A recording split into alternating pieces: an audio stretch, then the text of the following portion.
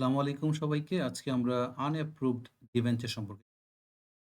তো মূলত an unapproved debenture refers to a type of debt instrument that hasn't received approval from the relevant regulatory authority or corporate governance body.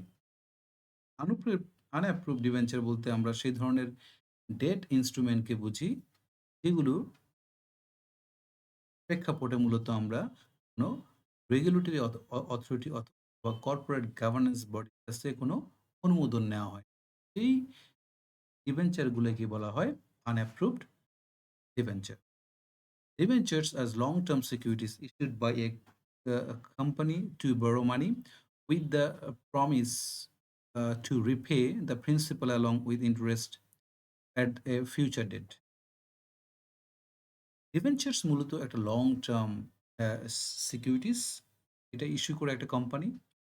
তারা বড় মানি, মানি ধার করার জন্য, বড় করার জন্য এই একটা কর্পোরেট এন্টিটি বা কোম্পানি ডিবেঞ্চার ইস্যু করে থাকে। যে তারা প্রতি আ আম উম আ প্রতি একটা সিকোয়েন্সে তারা কি করবে? প্রিন্সিপাল এবং ইন্টারেস্ট তারা আ পে করবে কোন একটা future date. Approval of debentures typically involves regulatory authorities such as Securities and Exchange Commission.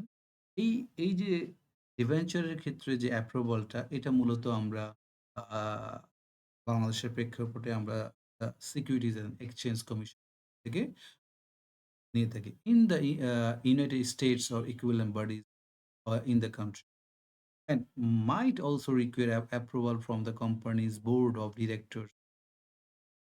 আবার এই যে আমরা যে আ ডিবেঞ্চার যে ইস্যু করব, এই ইস্যুটা অ অ ক করার ক্ষেত্রে অবশ্যই board of directors there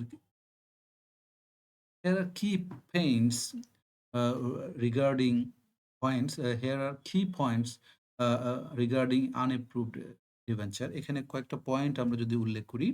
১ number point হচ্ছে regulatory compliance, ২ number point corporate governance, ৩ number point investor risk, ৪ number point market perception and ৫ number point enforcement action. প্রথমে আমরা regulatory compliance রেখেতে চাই। Unapproved debentures might not comply with legal and regulatory requirements. Issuing approved debentures can lead to a legal consequence for the issuing company. তো মূলত এই unapproved debentures গুলোর কি নেই? কোনো লিগ্যাল আ আ কোনো কিন্তু এনফোর্সমেন্ট কিন্তু নেই। হুম? আ আ কিন্তু but a a um Issuing unapproved debentures can lead to a legal consequence for the issuing company. But to corporate governance, these debentures may lack necessary internal approvals with the company. এই debenture গুলো কি থাকতে পারে? Lack থাকতে পারে internal approval এর, হ্যাঁ? Within the company such as from the board of directors or shareholders. This can lead to internal governance issues and potential disputes. এই ডিবেঞ্চার ইস্যুর ক্ষেত্রে আমার ইন্টারনাল ডিসপিউটও অ্যারাইজ হতে পারে। Number 3, investor risks. For investors, purchasing unapproved debentures can be highly risky. These instruments may not offer the same level of protection or transparency as approved debenture. Approved ডিভেঞ্চারের মতো এই ডিভেঞ্চারগুলোতে আমাদের কিন্তু কি নেই? আ আম তেমন একটা আ ট্রান্সপারেন্সির এখানে অভাব আছে। তো যার কারণে যারা ইনভেস্টর থাকবে তাদের ক্ষেত্রে হাইলি রিস্ক সিচুয়েশন আমরা দেখতে পেতে পারি।